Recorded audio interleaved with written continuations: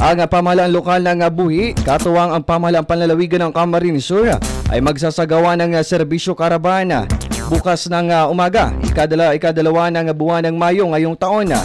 Ito ay gaganapin sa patio ng parokya ni San Francisco de Asis sa barangay San Roque, Buhi, Camarines Sur. Magsisimula ang programa alas 8 ng umaga. Layunin ng inisyatibong ito na ilapit sa mga mamayan ang mahalagang serbisyo ng pamahalaan upang mas maging maginhawa at accessible para sa lahat ng buhi noon. Iba't ibang serbisyo ang kanilang ihahatid tulad ng job fair, libreng gamot, murang bigas at iba pa mga serbisyo para mapakinabangan ng mga mamayan. Samantala, inaanyayahan ng lokal na gobyerno ng bayan ng Buhi ang bawat individual na makiisa at huwag sayangin ang pagkakataon upang makakuha ng serbisyo para ikakabuti ng buhi noon.